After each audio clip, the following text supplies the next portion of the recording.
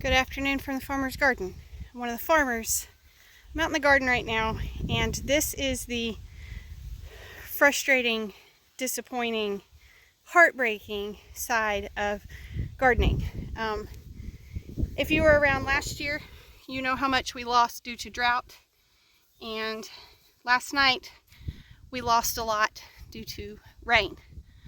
I was going to just post some pictures, but pictures can't really show what we're looking at out here. So I'll do a video. On the plus side, we got about 1.25 inches, 1.5 inches of rain last night. On the downside, it all came super duper fast, and even with the new terraces in place, which did hold for the most part, the places where the terraces weren't finished or didn't exist yet, we lost a lot. So I'm just going to kind of try to show you some of it. I've already gone through and tried to replant. Good news is it has plenty of moisture to work with. Bad news is it's stuff that's pretty well damaged, so we'll see if it lives or dies. I'm in tomatoes right now. So this terrace that runs along here did hold. The other side of it, there's a lot of water that was standing there. But this end, where it's not finished yet because the dozer went down, it washed through. And when it washed through, it took out the tomatoes even in this plastic. You can see we've added the log because it took out so much dirt here that the plastic is loose. So it came through these holes and it just washed so bad all through there. And so we've gone through and we've shoved more dirt over those tomatoes. We're going to try to hold that plastic and see if they can come back up through there. Here you can see it washed enough. That is the drip tape that should have been 3 or 4 inches underground. The plastic mulch over on this side slowed down the water by catching it, but it buried any tomatoes that should have been here, and then it went out on this side. So this area through here, you can see by the amount of mud how much water it was holding, which is nice, but peas just went into this area Thursday, I think. You can see there's whole tomato plants that have washed over here and are just laying on the ground now. We're not sure exactly which varieties these are, so we're just going to have to put them in and hope for the best. There was a lot of water here, so I'm super proud of Brandon's terraces because they did hold. There's no washes through the terraces, but there are places where I don't know if it went over or just where it went on top. It kept going. Here's a tomato that is hanging 6 inches in the air because of how much water was through here. So the peas may be gone. They don't like that much water. There's more tomatoes over there I got to go pick up. So this is the part of farming that'll make or break you. You can either collapse in a heap and cry, which is sort of what we want to do right now, or you can dig the plants back out of the mud and try to replant them and see what'll grow and what won't. That one was completely buried. I don't know if I can get enough dirt off of it for it to photosynthesize and grow again. I'm gonna plant it and see. But that's what we're up against here. I'm gonna get these back in the ground and then I'll show you what happened with the squash and all of that. There's a country song, and I cannot for the life of me think who sings it or what it's called. But it says, just a panhandle poor boy. One day you're choking on dust, the next day you're knee deep in mud. And we are feeling that. Yeah. This is the part that is especially hard on Brandon for sure. Like most guys, his ability to provide for his family is super important to him, and this feels like a personal attack when things like this happen. So he's kind of surveying around and trying to see what he can fix to make this better before the next rain, and I'm kind of going through and replanting what I can where I can. I'm really proud of these terraces that he made because without them this would have been a much bigger mess. So I'm super happy with the terraces that he had done.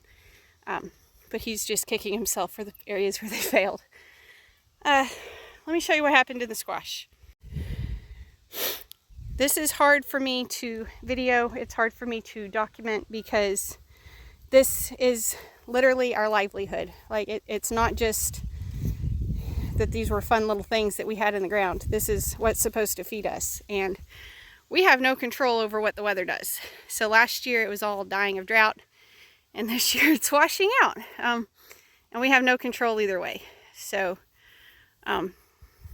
it's kind of infuriating. All right, so these are supposed to be zucchini. On the plus side, we do have zucchini sprouting, which we didn't have the other day, so that's exciting.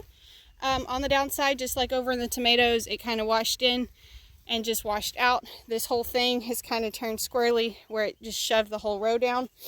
I'm not really doing much with this particular row. I'm just going to wait and see how it does. I'll probably move some dirt up over this plastic to keep it from blowing.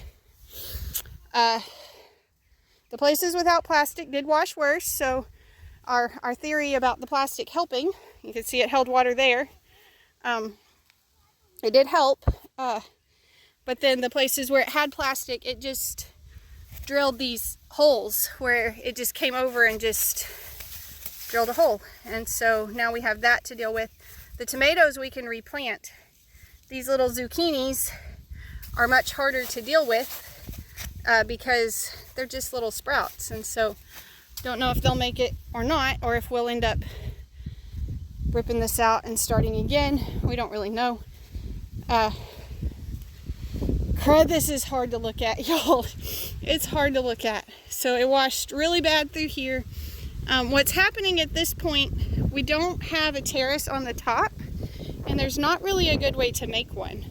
And so even though this is woods, through here it's actually a decent hill right there, and the water comes down, picks up steam, and by the time it hits over here, it is just full bore racing through there. You can see where it just washed up that plastic and it's blowing in the wind now. But we have some things sprouting, some green beans, watermelons, spaghetti squash. We have things coming up. So it's not a complete loss. There's just a lot of loss.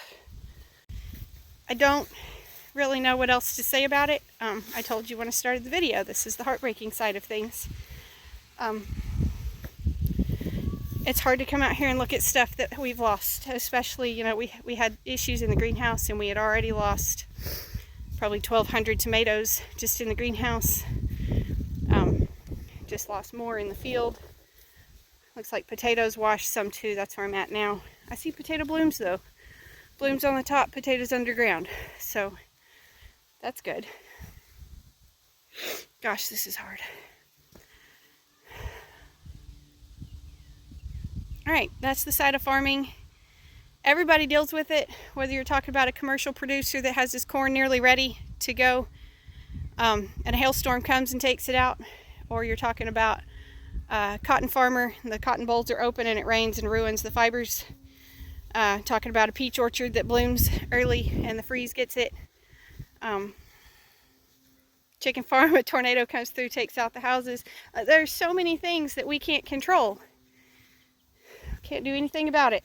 And so we get out here, and what we thought would be coming and kind of a little bit exciting, see how the terrace is held up and see how the plastic did and see what's coming up, and instead we're just frustrated and disappointed and thinking about a nap and a good cry. Anyways, that's what's up on the farm today. We're going to see what all we can fix. If we can fix any of it, we'll replant some later. Thanks for stopping by. Tell your friends about us. Come back when you can stay longer.